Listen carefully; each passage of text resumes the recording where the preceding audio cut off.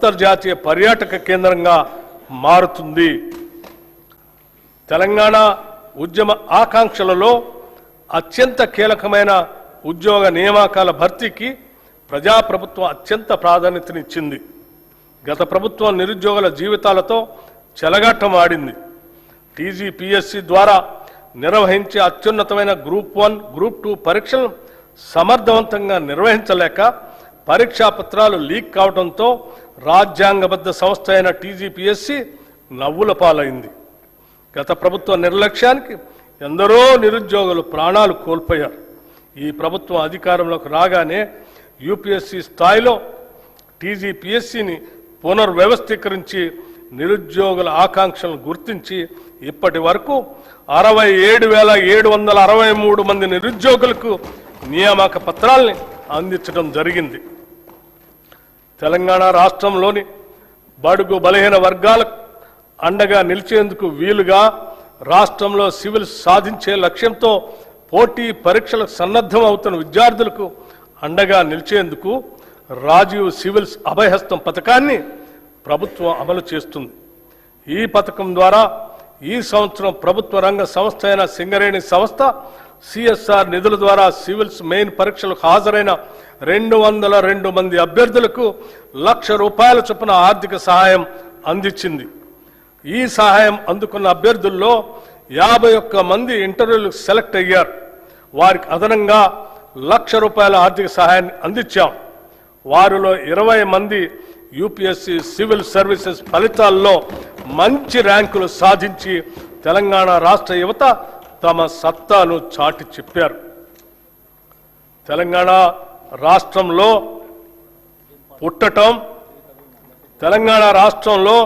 పుట్టటం ఇక్కడ జీవించటం ఒక వరం అనే విధంగా ప్రభుత్వం చర్యలు తీసుకుంటున్నది, సౌకర్యాలు కల్పిస్తున్నది. ఈ ప్రభుత్వం రాష్ట్రంలోని ప్రతి కుటుంబానికి భద్రత కల్పిస్తుంది. ఒక కుటుంబంలో ఆదాయం తెచ్చే వ్యక్తి దురదృష్టవశాత్తు అకస్మాత్తుగా దూరమైతే ఆ కుటుంబం పడే మానసిక వేదన ఒకటైతే వాళ్ళు ఎదుర్కొనే ఆర్థిక విపత్తు మరొకటి. ఒక్క సంఘటనతో ఆ కుటుంబం రోడ్డున పడుతుంది. ఆ భయం, ఆ అభద్రతా భావం ఏ ఒక్క తెలంగాణ బిడ్డకు ఉండకూడదన్నదే మా ప్రభుత్వ సంకల్పం. ప్రపంచంలోని ఏ అభివృద్ధి చెందిన దేశానికి సాధ్యం కాని రీతిలో కని విని ఎరుగని ఒక మహత్తర జీవిత బీమా పథకానికి ఈ బడ్జెట్లో శ్రీకారం చుడుతున్నాం. సామాజిక అంతరాలతో సంబంధం లేకుండా పేద మధ్యతరగతి ధనిక అనే తేడా చూడకుండా రాష్ట్రంలోని 1,15,00,000 కుటుంబాలకు ప్రతి కుటుంబానికి ₹5,00,000 జీవిత బీమా అందించే విధంగా జూన్ 2, 2026 నుండి ఇందిరమ్మ కుటుంబ జీవిత బీమా పథకంను నూతనంగా ప్రవేశపెడుతున్నాం.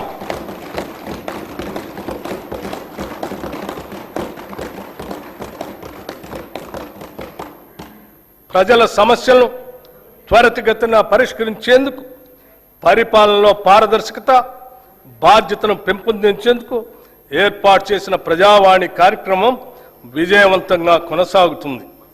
హైదరాబాద్లో ఉన్న మహాత్మా జ్యోతిబా పూలే ప్రజాభవన్లో ప్రజల వినతులను నేరుగా సమర్పించే అవకాశాన్ని కల్పించాం. ప్రభుత్వం అమలు చేస్తున్న సంక్షేమ పథకాలు, చేపడుతున్న అభివృద్ధి కార్యక్రమాలను ప్రజలకు మరింతగా చేరువ చేయాలనే సంకల్పంతో రాష్ట్రంలో ప్రజాపాలన ప్రగతి ప్రణాళిక పేరుతో 99 రోజుల కార్యక్రమాన్ని ప్రభుత్వం రూపొందించింది. ఈ కార్యక్రమం 2026 మార్చి 6 నుంచి జూన్ 12 వరకు సాగుతుంది. గ్రామ, మండల, నియోజకవర్గ, జిల్లా మరియు రాష్ట్ర స్థాయిల వరకు పరిశుభ్రత, ఫైళ్ల క్లియరెన్స్, ఆరోగ్యం, రోడ్డు సేఫ్టీ, సంక్షేమం, పిల్లల భద్రత, డ్రగ్స్ కు నో, రైతు సంక్షేమం, వ్యవసాయం, విద్య, యువత, క్రీడలు, మహిళలు, పర్యావరణం వంటి 10 అంశాలతో కూడిన ఈ కార్యక్రమాన్ని ప్రజాప్రతినిధులు, జిల్లా అధికారులు, స్వయం సహాయక సంఘాల మహిళలు, మరియు పౌర సమాజ సంస్థల భాగస్వామ్యంతో అమలు చేస్తున్నాం. గత ప్రభుత్వం అట్టహాసంగా తెచ్చిన ధరణితో రైతులు అలివికాని కష్టాలు ఎదుర్కొన్నారు. ఈ భూ సమస్యలకు శాశ్వత పరిష్కారం కోసం ప్రభుత్వం తెలంగాణ భూభారతి చట్టం 2025ను అమలు చేసింది. ఈ చట్టం ద్వారా ప్రత్యేకమైన భూమి గుర్తింపు వ్యవస్థతో పాటు ఆర్టిఫిషియల్ ఇంటెలిజెన్స్ ఆధారిత భూమిత్ర చాట్ బాట్ను కూడా ప్రవేశపెట్టింది. గ్రామ స్థాయిలో భూ పరిపాలన బలోపేతం చేయడానికి 5010 గ్రామ పాలనా అధికారులతో సహా 8900 మంది సిబ్బందిని నియమించాం. అదనంగా 5520 లైసెన్స్డ్ సర్వేయర్లు తమ సేవలను అందిస్తున్నారు. ఈ సంవత్సరం 3,76,000 కొత్త పట్టాదారు పాస్బుక్స్ జారీ చేయబడ్డాయి. భూభారతి చట్టం అమలులో భాగంగా రిజిస్ట్రేషన్, రెవెన్యూ, సర్వే సేవలను ఒకే వేదికపై తీసుకుని వచ్చాము. దీంతో రైతుల సమస్యలకు త్వరిత పరిష్కారం అందించే అవకాశం కలిగింది. పార్లమెంట్, అసెంబ్లీ, నియోజకవర్గాల పునర్విభజన, పంచాయతీలు, పట్టణ స్థానిక సంస్థల ఏర్పాట్లు, రిజర్వేషన్ల అమలు వంటి ప్రజాస్వామ్య ప్రక్రియలకు మూలాధారమైన జనగణనను డిజిటల్ విధానంలో నిర్వహించేందుకు ఏర్పాట్లు ముమ్మరంగా సాగుతున్నాయి. తెలంగాణ రాష్ట్రం ఏర్పడిన తర్వాత జరుగుతున్న మొట్టమొదటి జనగణన ఇది. దీనిలో స్వీయ నమోదు, సెల్ఫ్ ఎన్యూమరేషన్ విధానం, కులగణన అంశం ఉన్నాయి. మొదటి దశ జనగణన 2026 మే 11 నుండి జూన్ 9 వరకు నిర్వహించబడుతుంది. సెల్ఫ్ ఎన్యూమరేషన్ ప్రక్రియ 2026 ఏప్రిల్ 26 నుండి మే 10 వరకు కొనసాగుతుంది. రెండవ దశ దేశవ్యాప్తంగా 2027 ఫిబ్రవరి 9 నుండి ఫిబ్రవరి 28 వరకు నిర్వహిస్తారు. తదుపరి మార్చి 1, 2027 తేదీని రిఫరెన్స్ డేట్గా తీసుకుంటారు. ప్రజల ఆకాంక్షలను దృష్టిలో ఉంచుకొని ఈ ప్రజాప్రభుత్వం అభయహస్తం పేరుతో ప్రజాహిత పథకాలను అమలు పరుస్తుంది. కనీస సదుపాయాలు కూడా లేని వారికి ఉపయోగపడే విధంగా మహాలక్ష్మి, గృహజ్యోతి, ఇందిరమ్మ ఇళ్ళు, మహిళా శక్తి మిషన్ వంటి పథకాలు పేదల జీవితాల్లో వెలుగులు నింపుతున్నాయి. మహాలక్ష్మి పథకం మేము అధికారంలోకి వచ్చిన వెంటనే అమలుపరిచిన మొదటి వాగ్దానం. ఉచిత బస్సు ప్రయాణం. ఈ పథకం ద్వారా ప్రతిరోజు రాష్ట్రంలోని 34,37,000 మంది ఆడబిడ్డలు ఉచితంగా ఆర్టీసీ బస్సులో ప్రయాణిస్తున్నారు. ఇప్పటి వరకు ఈ పథకం ద్వారా రాష్ట్రంలోని మహిళలు 269,68,00,000 ఉచిత ప్రయాణాలు చేసి దాదాపు 9,222 కోట్ల రూపాయల్ని ఆదా చేసుకున్నారు. 500కే గ్యాస్ సిలిండర్. వంట గ్యాస్ సిలిండర్ భారం నుంచి మహిళలను ఉపశమనం కల్పించేందుకు 500 రూపాయలకే గ్యాస్ సిలిండర్ను అందించే పథకాన్ని ప్రభుత్వం ప్రారంభించింది. ఈ పథకం కింద రాష్ట్రంలో 42,90,000 కుటుంబాలకి లబ్ధి చేకూరింది. ఈ పథకం ద్వారా సుమారు 752 కోట్ల రూపాయలు మహిళలకు ఆదా అయింది. గృహజ్యోతి పథకం ద్వారా సుమారు 53,09,000 పేద మధ్యతరగతి కుటుంబాలకి 200 యూనిట్ల వరకు ఉచిత కరెంటు అందిస్తున్నాం. ఈ పథకం కింద ఇప్పటి వరకు 10,97,00,000 సున్నా బిల్లులు జారీ చేయబడ్డాయి. ఈ సబ్సిడీ కింద 3,900,54 లక్షల రూపాయలు విద్యుత్ సంస్థలకు ప్రభుత్వం చెల్లించింది. చేయూత పథకానికి అర్హులైన వారికి 2 లక్షల నూతన పెన్షన్లు ఇవ్వటానికి మంజూరు చేస్తున్నాము. చేయూత పథకానికి అర్హులైన వారికి 2 లక్షల నూతన పెన్షన్లు మంజూరు చేస్తున్నాము. రాష్ట్రంలోని ఐకేపీ సంఘాల్లోని 1 కోటి మంది మహిళలను కోటీశ్వరం చేయాలనేది మా ప్రభుత్వ సంకల్పం. అందుకోసం 5 సంవత్సరాల్లో 1,00,000 కోట్ల రూపాయల మేరకు బ్యాంకు ద్వారా రుణాలను ఇప్పించే ప్రయత్నం చేస్తున్నాం. దీనిలో భాగంగా ఇప్పటికే 57,938 కోట్ల రూపాయల రుణం ఇప్పించడం జరిగింది.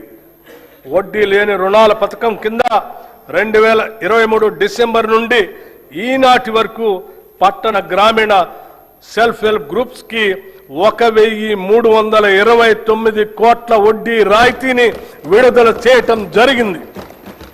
రాష్ట్రంలో 67 లక్షల మహిళలతో ఐకేపీ బలమైన స్వయం సహాయక సంఘాల నెట్వర్క్ గా ఏర్పడింది. మహిళా సంఘాలతో శిల్పారామంలో 106 స్టాళ్లతో ఇందిరా మహిళా శక్తి బజార్ ఏర్పాటు చేశాం. ఈ సముదాయం యొక్క ఉత్పత్తులు 7,68,00,000కి చేరాయి.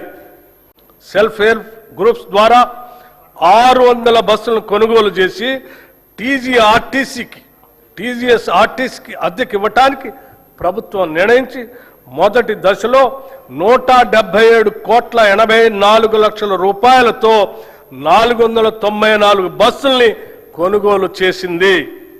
నారాయణపేట మరియు సంగారెడ్డిలో 2 పెట్రోల్ బంకులు ఏర్పాటు చేశాం. 28 పెట్రోల్ బంకుల ఏర్పాటు పురోగతిలో ఉన్నాయి. మహిళా సాధికారతను మరింత బలోపేతం చేయడానికి ఇప్పటికే ఉన్న 10 జిల్లాలకు అదనంగా 22 జిల్లాల్లో ఇందిరా మహిళా శక్తి భవనాలు ఏర్పాటు చేస్తున్నాము. మారుమూల ప్రాంతాల్లో ఉన్న షెడ్యూల్డ్ తెగల వారికి 12,600 కోట్ల రూపాయల బడ్జెట్తో ఇందిరా సవర గిరి జల వికాసం పథకం ద్వారా 100% సబ్సిడీతో సోలార్ పంప్ సెట్లు అందించి వారి పురోగతికి ఇదోతికంగా తోడ్పడతాం. 6 లక్షల ఎకరాల పోడు భూముల్లో అటవీ ఉత్పత్తులకు సంబంధించిన తోటల పెంపకాన్ని ప్రోత్సహించి 2,10,000 గిరిజన రైతులకు ఈ సౌకర్యం అందిస్తాము. ఈ పథకాన్ని ఇప్పటికే అచ్చంపేటలో పైలట్ ప్రాజెక్టుగా ప్రారంభించాము. దీని విధి విధానాలు అధ్యయనం చేసి రాష్ట్ర వ్యాప్తంగా అమలు చేస్తాం. దేశానికి అన్నం పెడుతున్న రైతు సంక్షేమమే ప్రథమ ప్రాధాన్యతగా మేము భావిస్తున్నాం. రైతులకు ప్రభుత్వం ఇస్తున్న ప్రోత్సాహంతో వ్యవసాయ దిగుబడుల్లో తెలంగాణ రాష్ట్రం దేశంలోనే మొదటి స్థానంలో నిలిచింది. రైతులకు పెట్టుబడి సహాయం కోసం రైతు భరోసా పథకం ద్వారా ప్రతి సీజన్కు ఎకరాకి 6,000 చొప్పున 2 పంటలు కలిపి సంవత్సరానికి 12,000 రూపాయలు సహాయం అందిస్తున్నాం. రైతులకు మద్దతు ధరనివ్వటం కోసం వారికి ప్రోత్సాహకంగా సన్న వడ్లకు క్వింటాకు 500 రూపాయల చొప్పున అందజేస్తూ ప్రభుత్వం వారికి అండగా నిలుస్తుంది. దీని ద్వారా ప్రతి ఎకరానికి రైతుకు సగటున దాదాపు 25 క్వింటాళ్లు దిగుబడి వస్తుందని పరిగణిస్తే ఒక్క సీజన్కు ఎకరానికి రైతుకు సుమారు 12,500 రూపాయలు ఆదాయం వస్తుంది. దీని వలన రైతుకు సంవత్సరానికి 2 పంటలకు కలిపి 25,000 రూపాయలు అధిక ఆదాయం ఎకరానికి లభిస్తుంది. 2024-25 సంవత్సరంలో 284,16,000 మెట్రిక్ టన్నుల వరి 1,27,00,000 ఎకరాల్లో పండింది.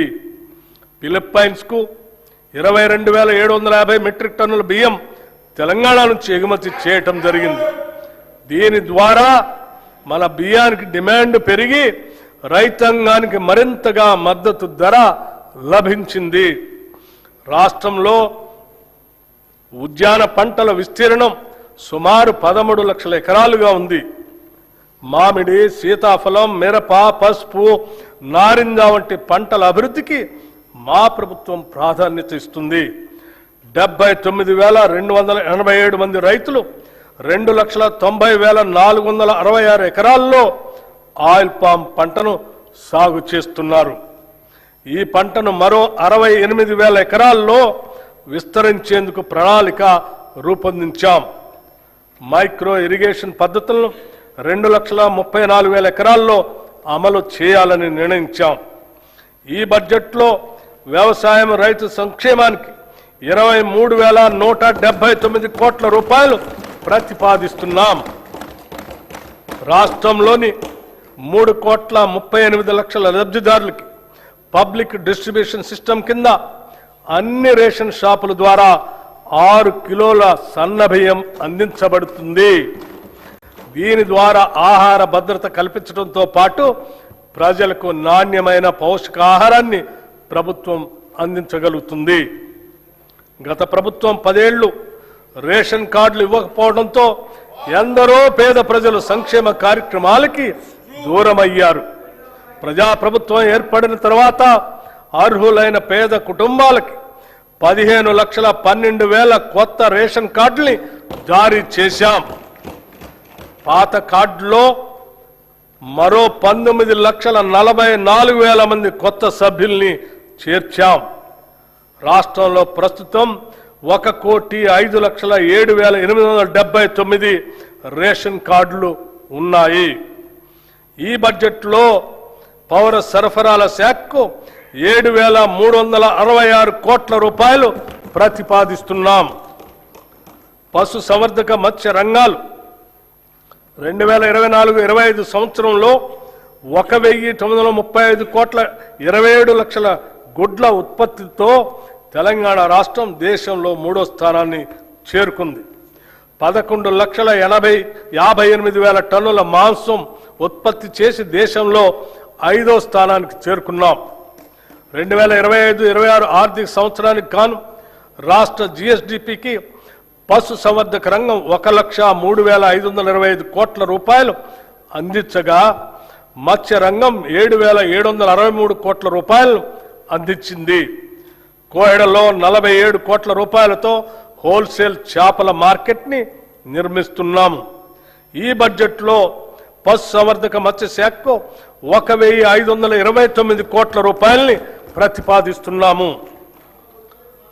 విద్యుత్ అభివృద్ధి, విశ్వసనీయత, భవిష్యత్తు దిశగా తెలంగాణ మన ప్రజాప్రభుత్వం విద్యుత్ రంగాన్ని కేవలం సరఫరా వ్యవస్థగా కాకుండా సామాజిక న్యాయం, ఆర్థిక వృద్ధి మరియు భవిష్యత్ తెలంగాణకు పునాదిగా భావిస్తుంది. విద్యుత్ అనేది కేవలం సేవ కాదు, అది సమాజం ఎలా పనిచేస్తుందో చెప్పే అర్థం. ఈరోజు తెలంగాణలో విద్యుత్ రంగం దేశంలోనే అత్యుత్తమంగా నిలవటానికి కారణం